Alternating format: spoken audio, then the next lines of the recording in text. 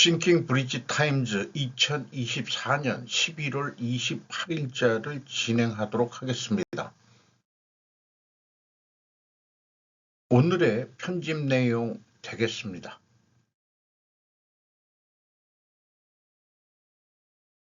북견제냐, 트럼프 공저냐, 우크라 무기 지원 딜레마, 구현모 박지원 기자가 세계일보에서 보도했습니다. 윤 대통령 우크라 특사단 접견, 특사단 전황 북파병군 동향 설명했고 윤의 방공 시스템 지원 요청한 듯 북러 간 기술 이전 정보 공유 취소, 정부 트럼프 눈치 보기 입장 못 밝혀 북러 협력 견제 카드로 남겨줄 수도 우크라 지원 딜레마라고 결국 표현을 하고 있습니다. 트럼프 2기와 교감 없이 지원 부담, 우크라 재건 사업 고려해서 무시도 못해 공식적 종전은 나오지 않는 상황에서 무기 지원 외 장비 경제 원조 고려 등 전략적 득실 따져 신중 접근할 때라고 요약해서 보도 제목을 냈습니다. 그리고 연합뉴스 TV에서는 실효적 대응 방안 강구를 해야 된다는 뉴스를 냈습니다. 이런 여러 내용이 이 뒤에 배경에 있는 그 내용들이 되겠는데 여기에서도 국익을 최우선으로 해서 냉철하게 판단해야 된다 이렇게 조언하고 있다고 전문가들이 얘기했답니다. 이거를 딜레마라는 게 갈등 구조거든요. 이것은 이제 갈등 구조 해소도라고 제약이론 경영에서 만들어진 싱킹 프로세스에서 나온 도구인데 이거를 갈등 구조도로 좀 다시 설명을 해보겠습니다. A. 국익을 최우선적으로 하기 위하여는 반드시 북러 파병에 대응하여야 한다. 북러 파병에 대응하기 위하여는 반드시 우크라 무기 지원을 실행하여야 한다. 왜냐하면은 막강한 무기로 북한 파병군이 실전 경험을 쌓지 못하게 해야 하기 때문이다. 또 어떻게 생각하면은 적이긴 하지만은 다시는 6.25 전쟁과 같은 동족 상잔의 비극은 없어야 한다. 타민족들의 그 분쟁에 휘말려 가지고 우리가 유럽 동유럽까지 가서 결국 무기 지원을 하게 되면은 그 무기를 사용하고 하기 위해서는 한국군이 또 파견이 될 수밖에 없을 거라고 생각을 합니다. 또한 국익을 최우선하기 위하여는 반드시 미국과 협력을 해야만 한다. 미국과 협력을 하기 위하여는 반드시 우크라 무기 지원을 하지 않는다가 아니고 저는 보류한다. 리저베이션이라는 용어를 채택해 봤습니다. 왜냐하면 러시아가 선제적으로 아시아에 미사일을 배치하겠다고 발표했기 때문이다. 미국의 미사일 배치에 대한 대응 발언이지만 설치한다면 바로 북한에 배치할 확률이 매우 높기 때문이다. 그러니까 러시아가 한국이 만약에 우크라이나를 지원한다면 최악의 상태를 맞이할 거다 하는 거하고 연결해서 생각해 볼 필요가 있습니다. 그러니까 러시아 푸틴이 선제적으로 선방을 날린 거죠. 한국 니들 까불지 마 이 새끼들아. 이런 뜻 아니겠습니까? 그러니까 우리는 트럼프의 확실한 정책이 나오기까지는 보류해야 된다. 리저베이션 해야 된다는 것이 정답이라고 생각을 합니다. 그래서 우크라 무기 지원을 바로 실행한다는 것은 아니다. 그렇다고 안 한다는 것도 아니다. 잠시 보류합시다. 라고 의견을 우크라 파병단한테 특사단한테 얘기를 해야 될 것이라고 믿습니다. 러시아는 미국이 아시아에 무기 시스템을 계속 배치하면 미사일을 배치할 생각이라고 말했습니다. 매튜로 비즈니스 인사이더에서 보도를 했습니다. 이 발언은 미중 긴장으로 가득 찬 러시아가 이 지역에서 경쟁에 뛰어들 가능성을 암시합니다. 이 발언이 나오게 된 것은 일본 교토통신이 일요일 날 그 익명의 관계자의 이름을 빌어가지고 보도를 한 이후에 나왔다는 게 의미가 있겠습니다. 9월 말 AP통신은 미국과 필리핀이 타이푼을 군도에 무기한 유지하기로 합의했다고 보도, 이런 얘기도 나왔었고요. 이런 것들은 중국을 크게 화나게 했고, 이 모든 것이 중거리 핵전략 조약의 붕괴 속에서 일어났다. 이 중거리 핵전략 조약이란 것은 1987년에 체결된 이 협정은 소련과 미국이 500 내지 5,500km 범위의 핵 및 재래식 지상 발사 탄도 및 순항 미사일을 금지하기로 협정한 것인데, 이것이 2019년 트럼프 행정부가 그 조약에서 탈퇴를 했다는 거죠. 그리고 이것은 로이터가 2024년 11월 24일 날 가네코 카오리 기자가 보도한 내용을 그 전 방송에 소개를 한 바 있습니다. 제가 그 배치하는 위치가 큐슈 가고시마현 어디 일대가 아니겠느냐.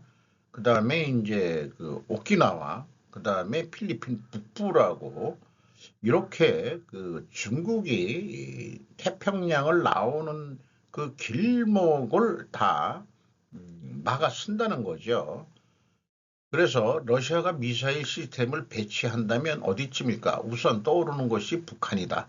설마 베트남이, 푸틴이 베트남도 방문한 적이 있고 우호적으로 미국이 러시아를 향한다면, 그리고 마음만 먹는다면 알래스카에 미사일 배치하겠다 이렇게 할 겁니다.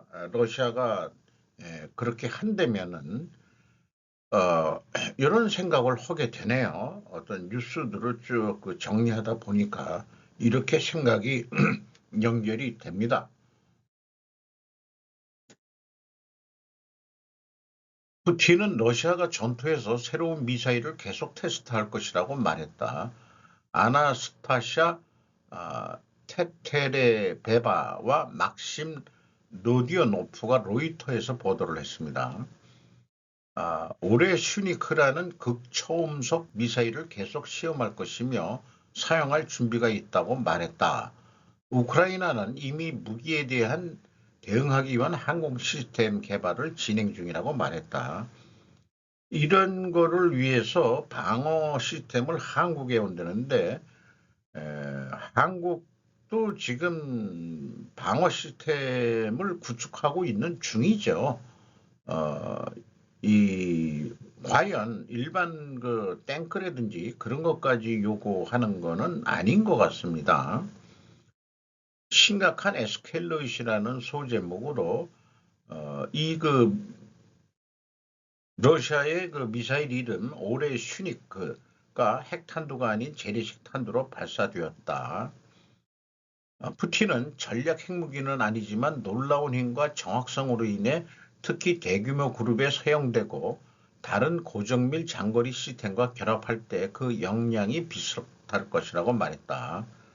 그는 오늘날 전 세계에서 그러한 미사일에 대한 대응책도 요격 수단도 없다는 점을 덧붙이겠다. 자기네들의 미사일은 방어하지 못할 거다. 이렇게 이제 엄포를 놓고 있습니다. 트럼프 대통령, 우리 지구는 제3차 세계대전 끝에 있다.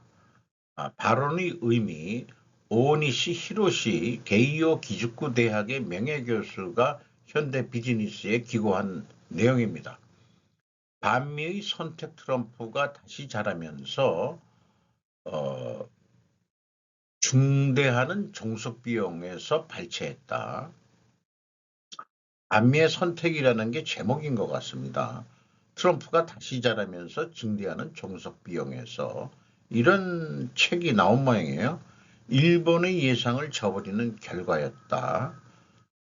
이렇게 얘기하고 어, 이런 거를 대비해서 이 표현은 자민당으로부터 공산당까지 홋카이도로부터 오키나와까지 부자로부터 빈자까지도 전 일본이 일치 단결의 과거의 연장으로 생각하는 것을 멈춰야 한다. 이것은 에도 막부 말기 불평등 조약 체결 때와 같고 이 위기를 마냥 순수히 따르고 있을 수는 없기 때문이다. 선거 때부터 일본 여러 차례 트럼프가 언급을 했다. 일본에 한 번, 아시아에 3번 언급한 바 있다. 일본과 중국이 똑같이 황금 시대를 추구하고 있다는 언급이 되고 있다. 트럼프에게 있어서 일본은 중국을 논하고 처음으로 상기되는 대상이라는 것이 한심하다. 이렇게 표현을 하고 있네요. 그 위에 더욱 중요한 것은 이 아시아에서의 분쟁 가능성이 크게 강조되고 있다는 것. 트럼프는 대만, 한국, 필리핀의 분쟁의 발생 가능성을 얘기하는데 일본은 한 발 떨어져 있는 것 같지만은 대만에 대해서는 자기네가 식민 통치를 70년 이상 했던 데고 경제 정치적으로 상당히 연결이 되어 있는 데기 때문에 일본이 좀 심각하게 받아들여지고 있는 거죠.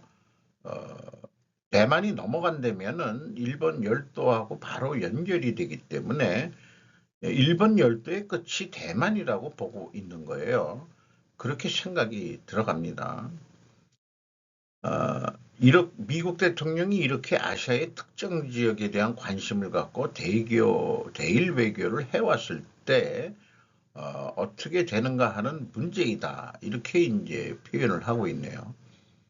이런 그 보도 내용에 대해서 그 댓글이 상당히 생각하는 그런 독자들이 많이 있네요.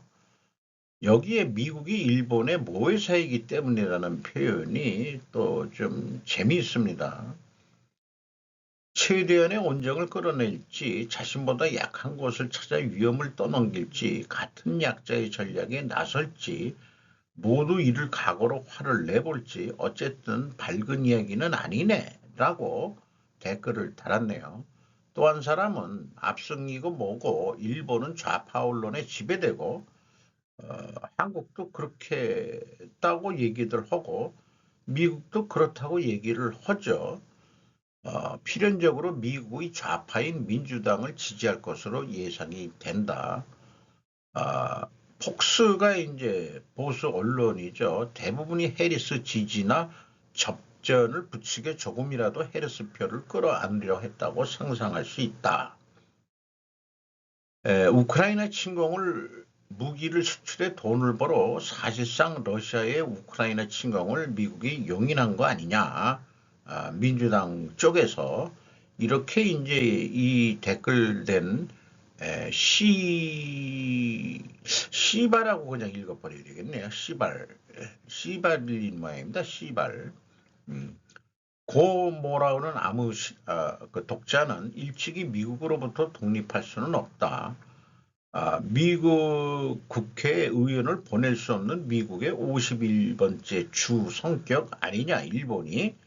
그렇게 하고 있네요.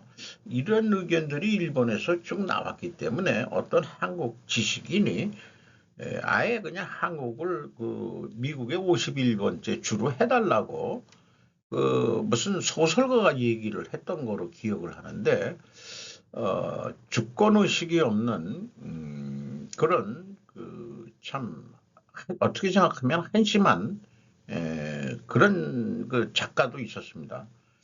2차 세계대전 태평양 전쟁에서 일본 제국주의 가미가제와 같은 독함의 진저리를 친 미국이었다. 어떻게 생각하면 하와이가 미국 땅이었으니까 미국의 본토를 침략을 한 것은 일본밖에 없습니다. 그러니까 아예 태평양 전쟁 말기에 원자폭탄으로 그냥 어, 이 항복을 이끌어냈고 전쟁 항복 선언을 하면서 그동안에 진짜 한국보다도 더한 내정 간섭을 직간접적으로 해오고 있으니까 일본 국민으로서는 자기네들이 미국이 일본의 보호해서 아니냐라고 생각하는 것도 맞을 것 같아요. 그럼에도 불구하고 일본이 그렇게 발전한 것은 한국 전쟁이 없었다면 다시는 산업국가가 될 수 없었을 것입니다. 맥어더가 그런 정책을 해서 모든 산업시설, 무기를 생산할 수 있는 모든 산업시설의 설비를 폐쇄를 시켰는데 한국전쟁이 터지면서 일본의 병창기지 역할을 해야 되니까 일본을 다시 살릴 수밖에 없었던 것이죠. 그럼에도 불구하고 GHQ에 의한 그런 밝혀지지 않는 내부 통치, 영향력은 지금도 해오고 있다고 보여집니다. 그래서 우리나라 이 뭐죠? 그 사또들이 흔히 쓰는 말로 내 죄를 내가 알렸다. 이렇게 좀 표현하고 싶네요. 자, 일본에서 이런 뉴스가 또 나왔네요. 일본의 대표적인 신형 소형 로켓의 엔진이 두 번째로 시험 중 폭발합니다. 말이 야마구치가 AP에서 했는데 이런 뉴스를 보면은 솔직히 아우 안타깝네. 아우 이거 어떻게 실패를 해서 그런 마음이 이상하게 전혀 안 드는 제 자신도 느껴져요.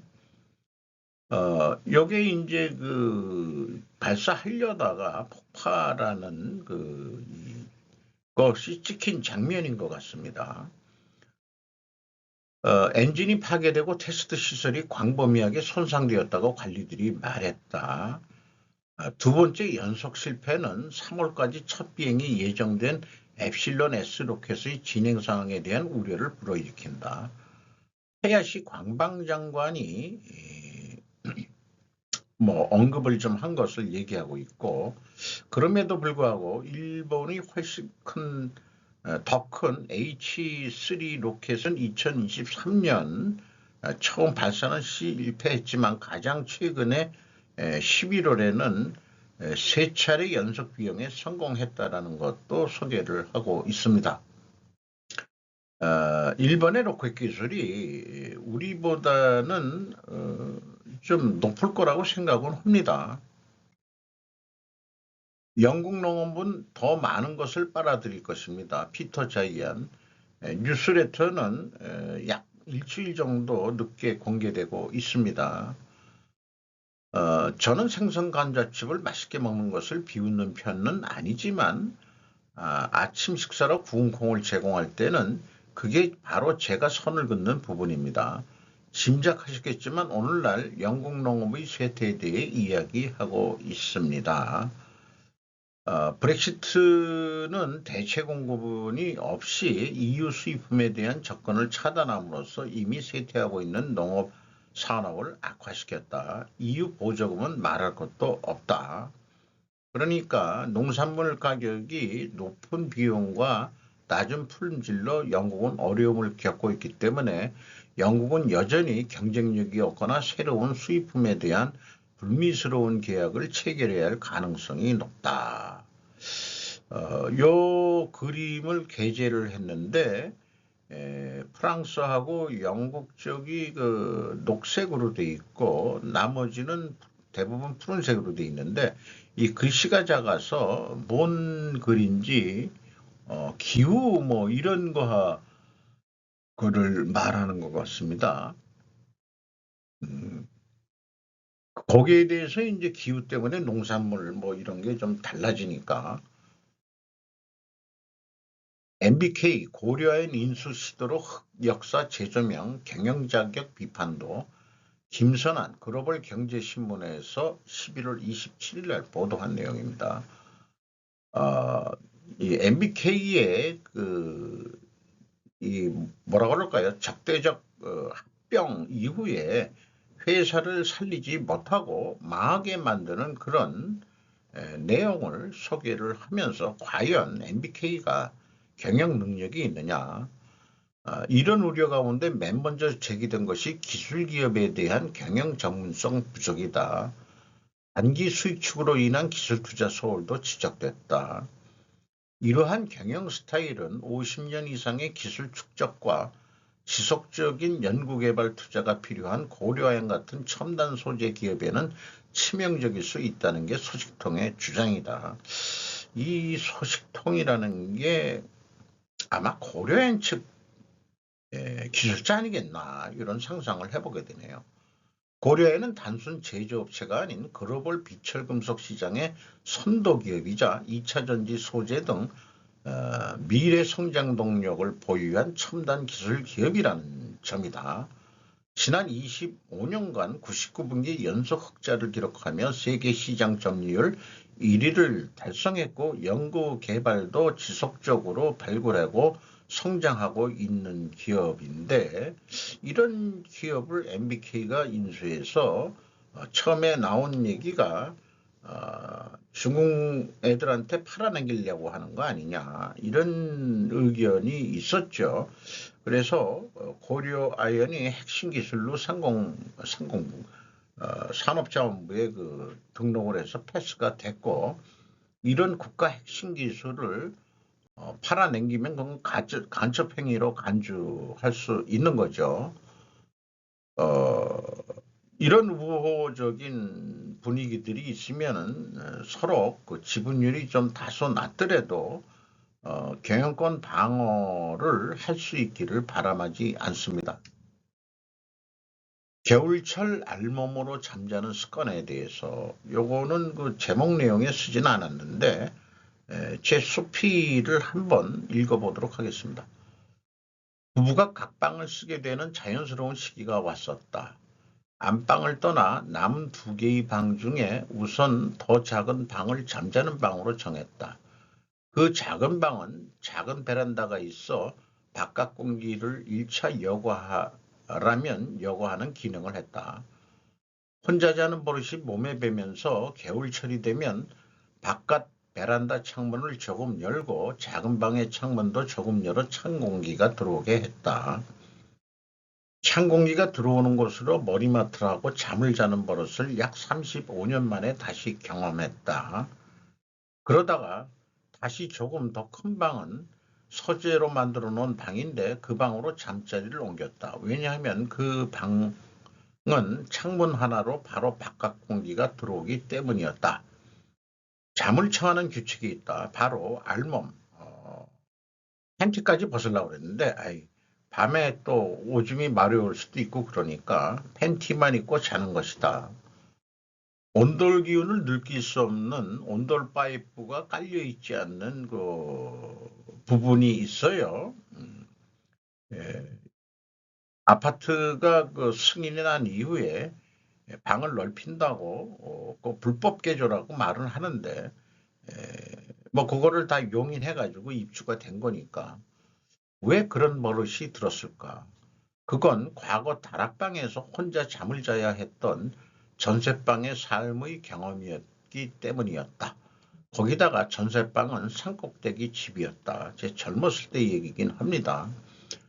1984년에 타계하신 일찍 경제력으로 잃는 부친은 그 나이 40에 절을 하셨으니까 꽤 제가 느다들이죠.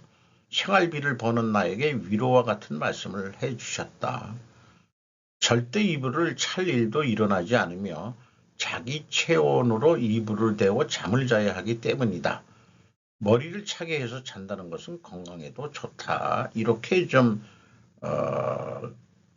위안을 주셨댔어요. 근데 그게 경험이 돼가지고 부친의 만주에서의 떠돌이 삶의 경험을 저한테 얘기를 해 주신 거예요. 떠돌이 삶에 항상 가지고 다니는 것이 이불 침낭이다. 그 이불 침낭 속에 들어가 야외에서 잠을 잘 경우 오히려 알몸으로 자야 건강을 유지할 수 있었다는 것이다. 안 얼어 죽는다 이게요. 마적단에 계셨다고 얘기는 하셨지만은 저는 굳이 독립군 소속이셨을 것이라고 믿는다.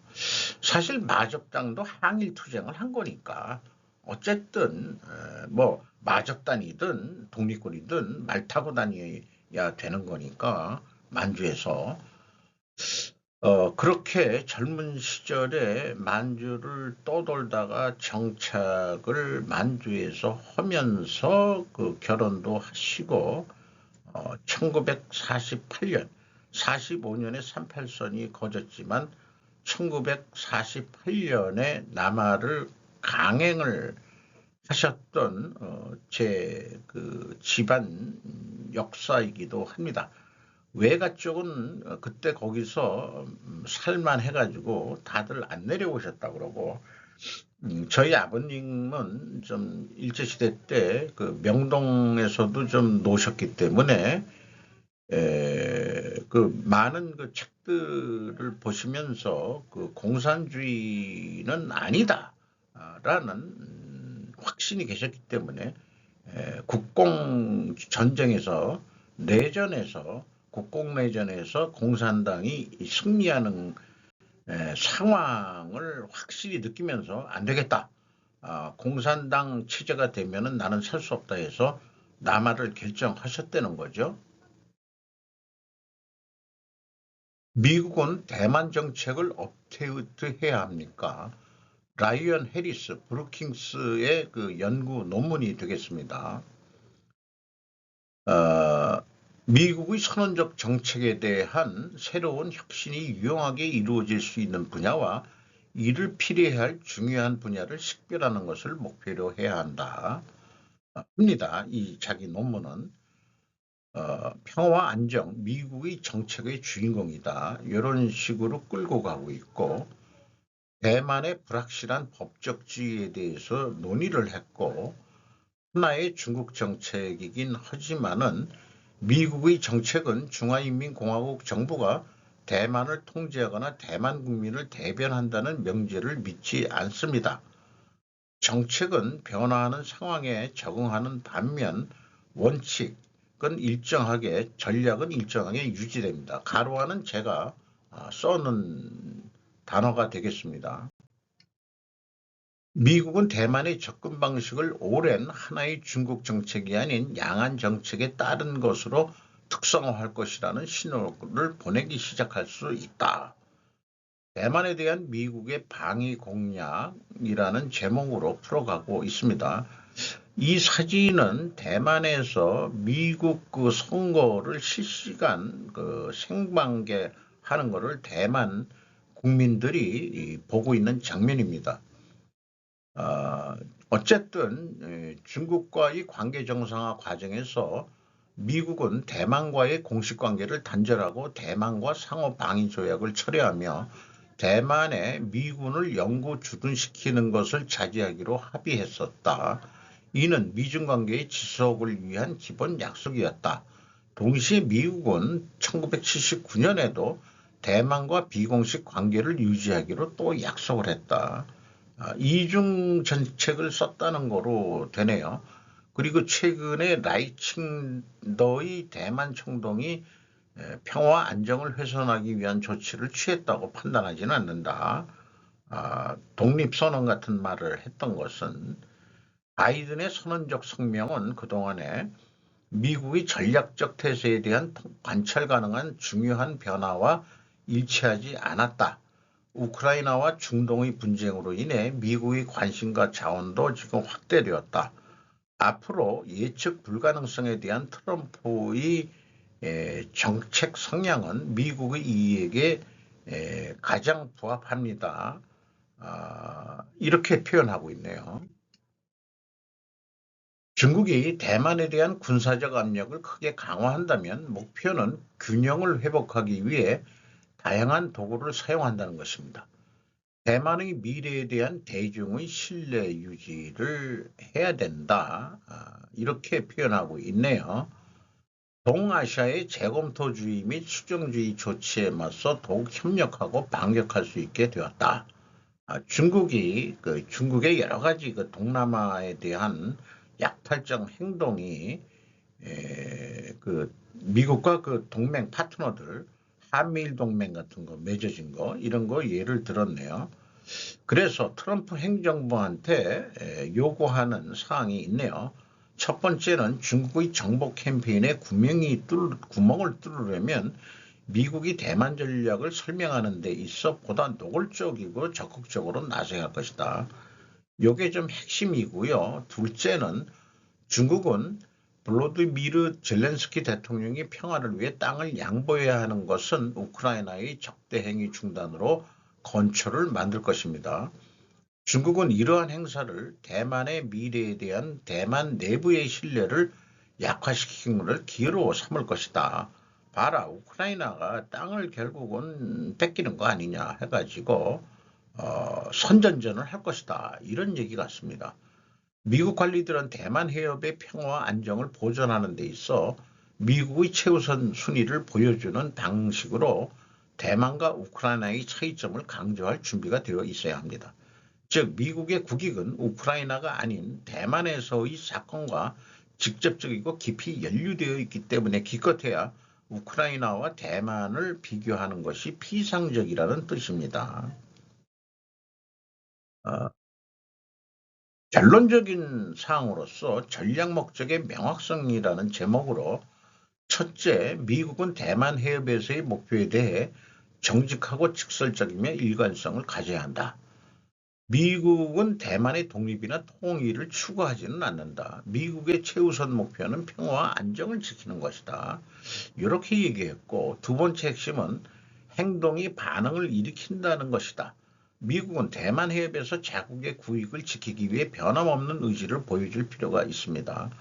중국이 대만을 고립, 강화, 약화시키려고 할수록 미국과 다른 파트너들은 대만의 신뢰 회복력, 복지를 강화할 것이다. 지금 이루어지고 있는 형태를 더 확실히 노골적으로 표현해야 된다 이런 뜻 같기도 해요. 그럼에도 불구하고 앞으로 몇 년은 시험의 시기가 될 수 있다. 확고함과 결단력은 미국의 이익을 보호하는 데 필요한 요소지만 트럼프 행정부는 대만에 대한 미국 전략의 목적이 평화와 안정을 유지하고 양안 차이의 궁극적인 평화적 해결을 위한 길을 열어두는 것이라는 광범위한 이해를 심어줘야 합니다.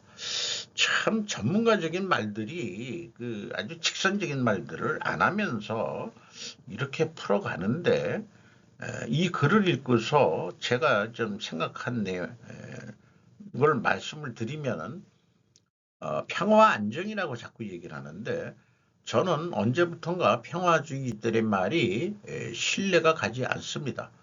미국이 일본과 필리핀에 미사일 부대를 배치함에 중국이 아닌 러시아가 미사일을 배치한다고 대응하고 있는 변화하는 상황에서 평화와 안정이란 전략 목적이 의미가 과연 있는 것인지 모르겠어요.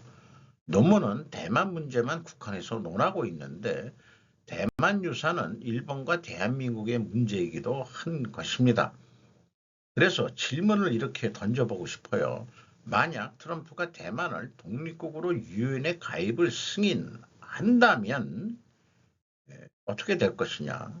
뭐 중국이 반대할래는지 어떤지 모르겠습니다만 궁극적인 미국의 전략은 중국 해체이기 때문인 것이다.